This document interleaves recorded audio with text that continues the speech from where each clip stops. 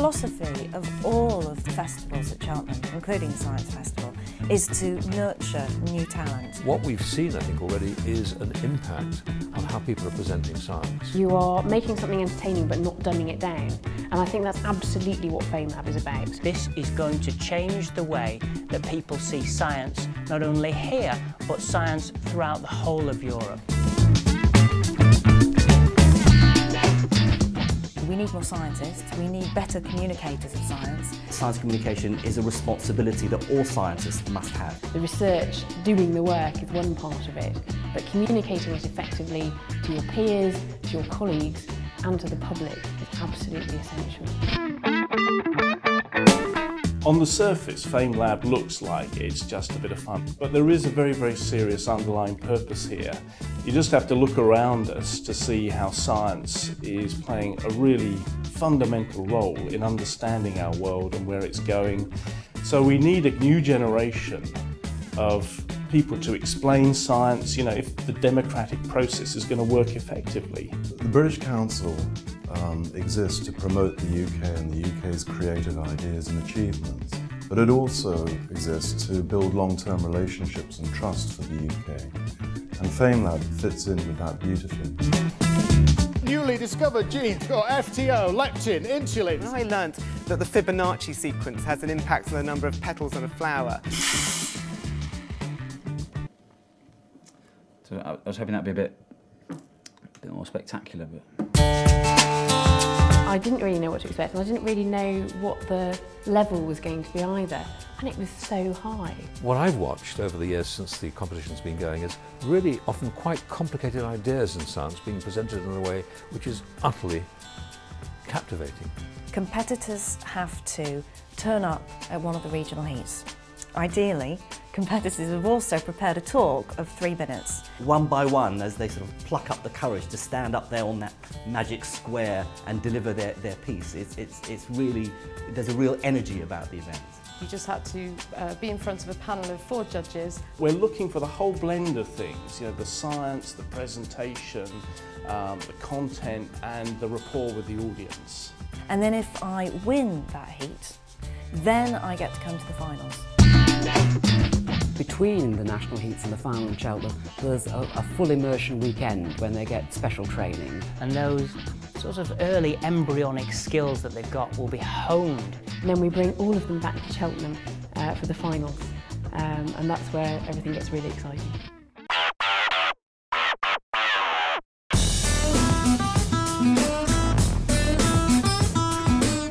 This year, the event was really polished, really sophisticated, really exciting. The lights went up, the audience was in complete darkness, and it was just you on stage.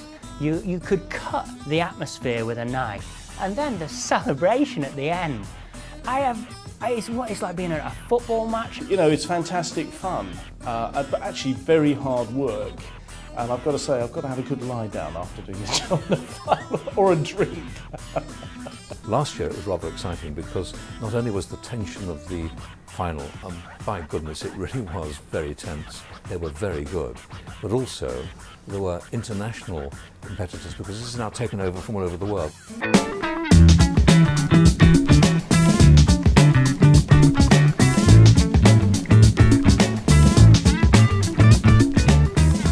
In South Europe, just in 1 month, in March of this year, 20 million people were exposed to FameLab through the media. So the British Council did get it right in seeing that this was a great way of celebrating British science, but also a format that would work across the board, across boundaries and across cultures. And then the winners come to us. And, you know, during our FameLab final, we have some samples of FameLab from around the world. And, you know, how exciting is that? I mean, the feedback we've had has been fantastic. I think they found it exciting, it was fun, and they felt part of a movement. They felt as if they belonged to a wider network of communicators. FameLab е инициатива на фестивал. Идея на фестивала за наука в Cheltenham. Veća je energija. Bitno je ono da je u tom ledu da su zarobljeni mehurići iz zraka.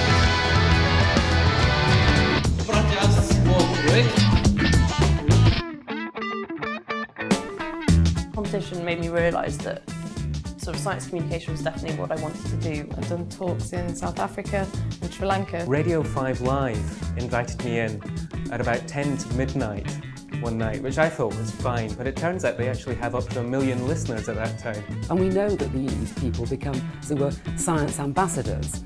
And the more user-friendly science is, the more likely young people are to think, actually, that's a great place to be because I can be part of making the future. FameLab isn't necessarily about finding one individual who has star quality, who's going to be a household name as a TV presenter.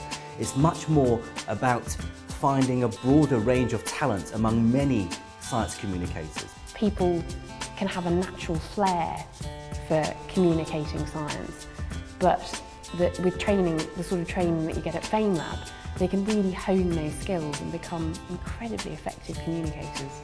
Also, the fact that it's gone international, that we have all these other countries that are doing FameLab in the way that we've set it up, the way that we've learned how to do it better, it's mind-scrambling. It's just so much more than I'd ever really imagined.